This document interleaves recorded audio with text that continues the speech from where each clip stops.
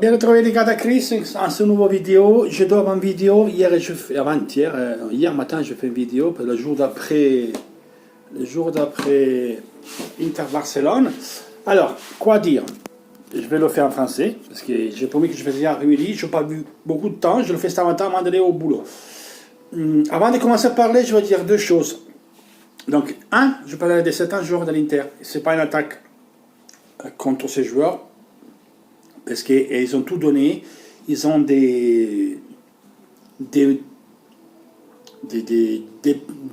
comment dire, ils sont limités techniquement, donc voilà, c'est simplement ça. Pour le reste, ils ont mouillé le maillot, ils ont tout donné, donc je peux que les remercier. Après, voilà, pour l'Inter, il faudra voir des choses. Comme je vous ai déjà dit, pas une fois, 2 fois, 3 fois, mais des milliers de fois, on sort. Il y a 6 mois qu'on est sorti du 7e management, donc on était limité sur le marché. On a fait déjà un bon marché.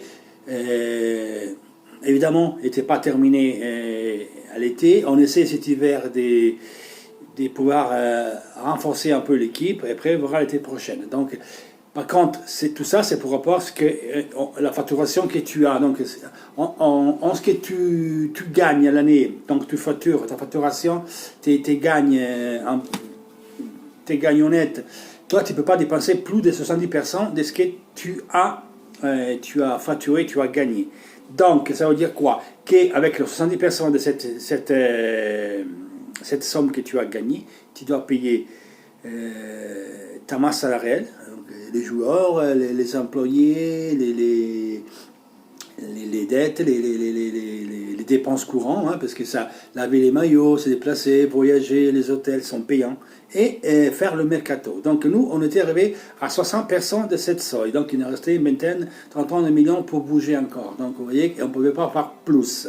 Donc on savait d'y avoir une équipe qui a été limitée, et si on avait des blessés, beaucoup de monde blessé, on aura eu beaucoup de problèmes, chose qu'après, est arrivé. On avait Conte qui l'a déjà dit, qu'il est content, mais qu'après Dortmund, il voulait avoir du monde, mais on ne pouvait pas perdre ces raisons qu'on sait. Donc, je vais vous expliquer ce que je dis hier, mais, Inter Barcelone, minute 81, but refusé à Lautaro Martinez, l'arbitre n'a même pas consulté le VAR n'a même pas rappelé l'arbitre. C'est un but totalement régulier. C'est un but totalement régulier. Et pas parce que je dis moi que je pleure pour... Non, c'est la règle. C'est marqué. C'est l'article 87 du règlement du foot pour rapport au VAR. Il dit quoi cette règle? Il dit quoi? Le but que prend l'Inter contre Barcelone 1-0 de Pérez, c'est le dessin parfait.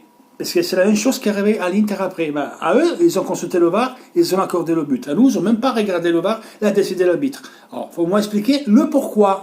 Alors, Griezmann fait passer la balle entre les lignes.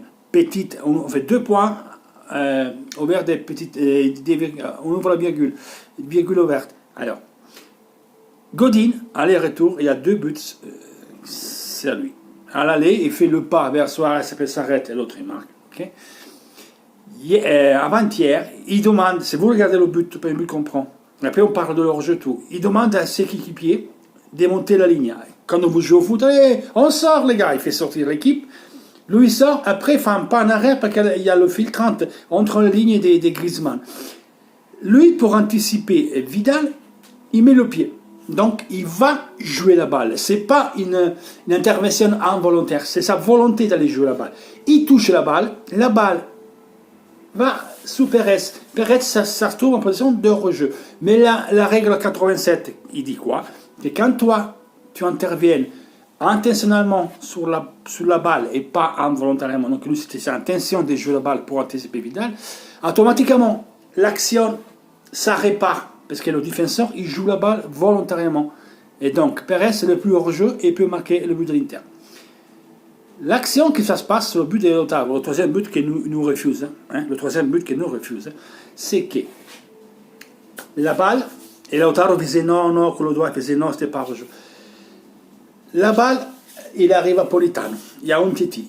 Il y a Lautaro qui est hors jeu. Et Lukaku aussi.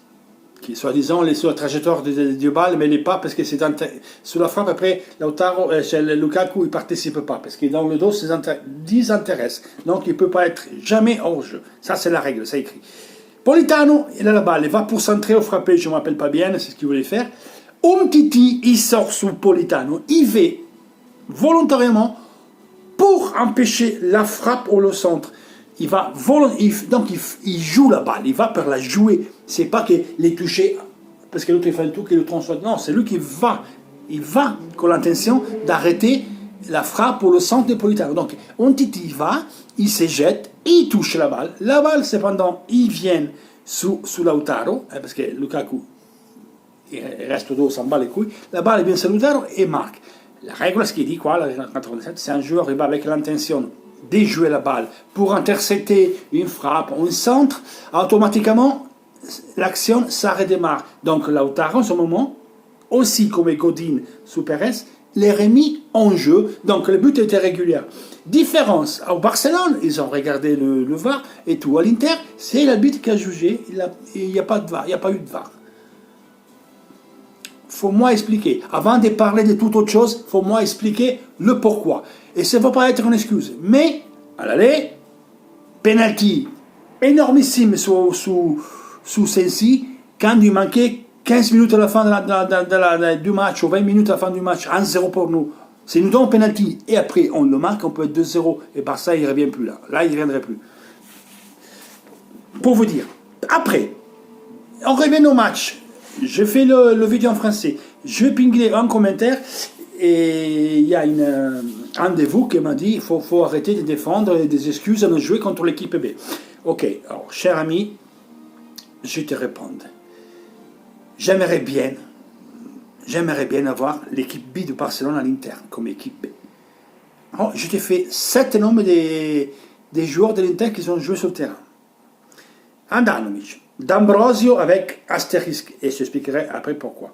Godin, De Vrij, Skriniar, Brozovic, Lukaku, Lautaro. Après, il y avait Borja Valero, Biraghi et Vecino. Après, il est rentré Politano, Esposito, Lazzaro. Ok? Alors, Borja Valero, Vecino, Biraghi, Lazzaro, Esposito, Politano. Tu vas me les mettre avec les réserves de Barcelone et tu me fais la différence. Tu me fais la différence avec cela. Je ne compte pas Gagliardini parce qu'il est beau, il était là, et Gagliardini, ça c'est l'équipe B de l'Inter, si tu veux. Biraghi, Ranocchia. L'Inter, c'est les 8 joueurs que je te dis, tu dois rajouter. Asamoah, Candreva, Barella, Sensi, Sanchez sont 5 titulaires. Pas potentiels, sont 5 titulaires. Parce que si Asamoah est bien et Candreva est bien, ils ne sont pas blessés, c'est eux qui jouent sous les couloirs. Ça, c'est notre 2 titulaires sous les couloirs. D'accord? Sanchez, c'est dans l'idée des Conte, et titulaire, il va s'alterner avec Lukaku ou avec Lautaro. Donc, une des deux avec lui, des fois les deux et lui. Donc, il s'alterne, il bouge. Et il bouge, et il bouge. D'accord? Nous, on a joué, c'était pas la vraie Inter. Fabio Capello a dit une chose vraie après le match. L'Inter qu'on a vu ce soir, c'était pas la vraie Inter. La vraie Inter, c'est qu'on Sensi, Barella, Asamoah, Candreva et Sanchez, il n'aurait jamais perdu. L'Inter, les joueurs étaient bien, il aurait passé le tour. Donc, pour les raisons qu'on sait bien de cette Agramon, tout ça, on ne pouvait pas avoir beaucoup de remplaçants. Dites ça, moi je vais jouer Umtiti, l'anglais, qui quand même ne sont toujours remplaçants, ils sont quasiment titulaires, donc ils s'alternent beaucoup. Et des fois, ils étaient titulaires ou Umtiti ou l'anglais avec l'autre. C'est pas vrai qu'ils sont équipe B. Je vais jouer Griezmann, je vais jouer Rakitic, je vais jouer Vidal, je vais jouer Suarez et je vais jouer De Jong. 7 plus l'équipe B. Alenia, Perez, tout ça sont beaucoup mieux que les nôtres. C'est beaucoup mieux que les nôtres.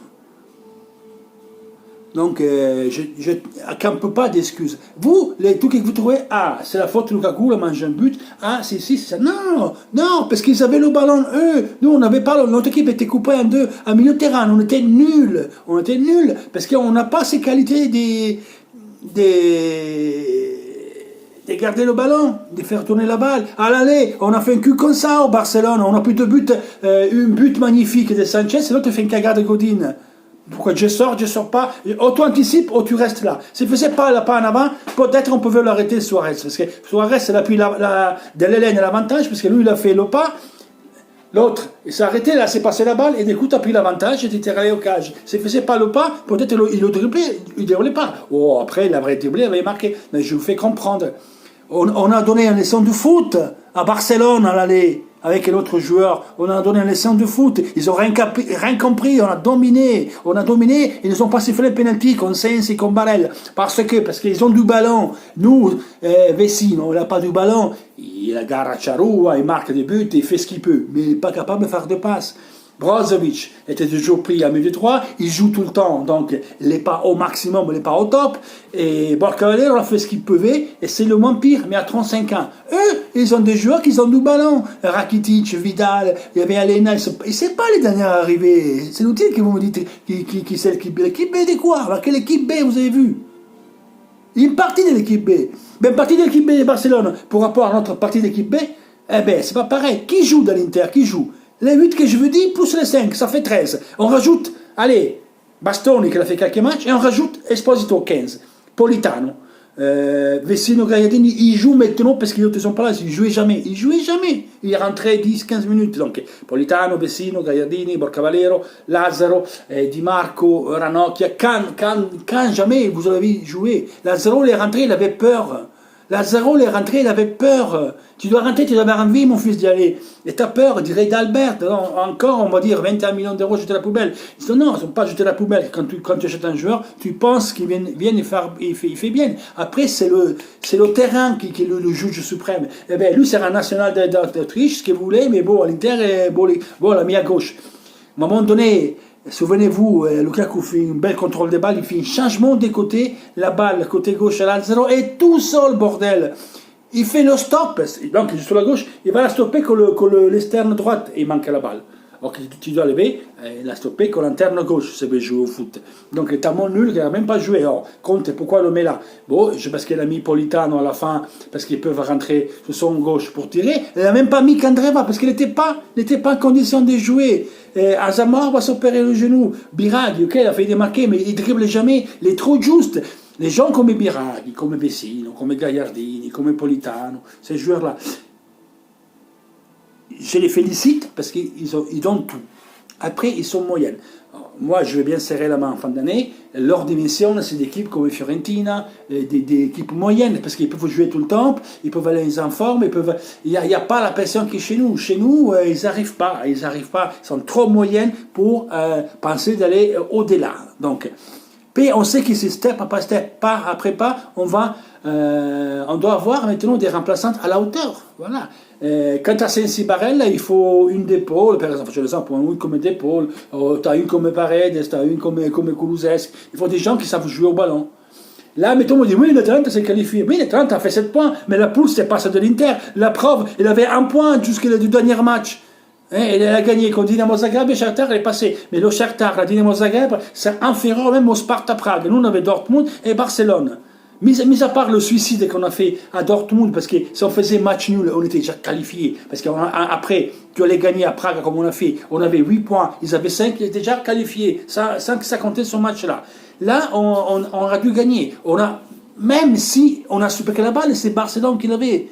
Nous, on était coupés de défense-attaque. Donc la balle, on basculait le ballon sur les attaquantes, c'était eux qui faisaient la différence. Je n'ai pas vu un seul centre, des centres aériens. Il n'a pas eu. Il n'était jamais allé sur le côté faire des centres. On n'a jamais arrivé. Adam Bros, il a fait quelque chose, on a eu l'occasion. Côté gauche, c'était un cauchemar. Soit que c'est Biraghi, soit que c'est Lazzaro. On n'arrivait jamais. C'est ça qu'il faut attendre. Il faut être objectif. Pas me dire, je ne prends pas des excuses. L'équipe bébé, mais l'équipe bébé de Barcelone, c'est pas l'équipe bébé de l'Inter, mettez-vous de la tête. C'est pas FIFA, les gars, c'est pas FIFA qu'on parle, on parle du foot. Alors, on essaie d'être objectif.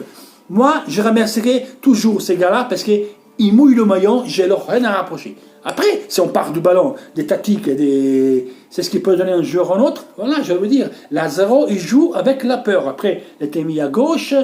Voilà, j'ai même un mémoire dire à compter parce qu'il a mis Politano, il a mis Lazzaro à gauche, il a mis Esposito. On devrait gagner 2-1, il reste 8 minutes. C'est pas que tu mets 5 attaquants que tu vas gagner. On a alors lassé, déjà ils avaient le ballon au pied, comme ça on a laissé des boulevards pour les marquer. Je dis pas qu'on doit faire être difficile, non, on devait attaquer, mais être un peu plus couvert. Bon, malheureusement il n'y avait pas d'alternative, vous mettez sur le banc, donc il a fait ce choix-là. Ben, on ne sait plus le but à la fin. De toute façon, quand on faisait match nul, on perdait, ça ne nous changeait rien. Voilà le choix des comptés. Mais on a mangé beaucoup de buts, on a dû gagner le match, et excusez-moi, je pleurerai, mais le but c'est régulier, le VAR n'était même pas consulté, et je trouve pas normal que ça se parle pas de la presse, parce que c'était à la Juve, c'était un scandale, quand la Juve l'a perdu contre le Real Madrid, l'autre le cœur comme une poubelle, dit quoi, et la présidente, je vous garantis qu'il aurait fait n'importe quoi. Là c'est grave ce qui est passé, mais là c'est grave, parce qu'il y a un article, le code, article 87, il parle clair, là il faut le regarder, le VAR. Mais comment alors on est là à parler des, c'est pas moi, qu'il faut faire attention, il ne faut pas dépenser, c'est un agrément, il faut acheter, il faut respecter les règles, et bordel, on met une truc que c'est la technologie, on le consulte même pas, et alors c'est faussé le truc, parce que là ça me casse les couilles. Autant après, on faisait 2-1, ils ont régalisé. Mais là, c'est 2-1 pour nous, et manquait 8 minutes à la fin du match, plus de temps les arrêts des jeux. Ça change tout, bordel, ça changeait tout. Mis à part ce qu'on a mangé des buts, ce que vous voulez. Mais c'est grave, et personne ne parle. Voilà, moi je vous en parle. Donc, divulguez ce truc-là, parlez-en d'un truc intéressant à le faire, faites-vous sentir aussi. Mais surtout, quand vous jugez du foot, il faut parler avec l'objectivité.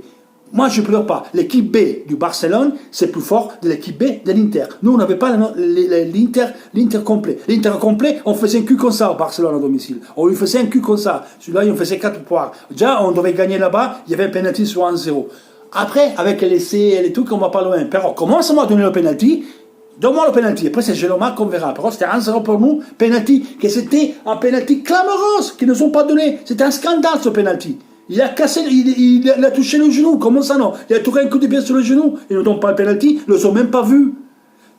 Je vais garantir que c'était pour le Barcelone, ils ont regardé 50 000 fois la vidéo, 50 000 fois ils ont regardé la vidéo.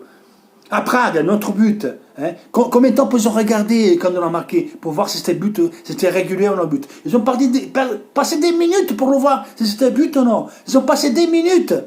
Et là, nous, ils ne sont même pas consultés. Même pas consulté. Alors, je vais garantir que c'était Barcelone, c'était partenaire inverti, ils auraient tout regardé, même s'il y avait un cheveu qui dépassait. Et là, l'arbitre, il regarde même pas quel arbitre tu es. Tu regardes pour ceux de Godine et tu regardes pas ceux de Lautaro. Trouvez-vous la différence? Toujours fausse inter.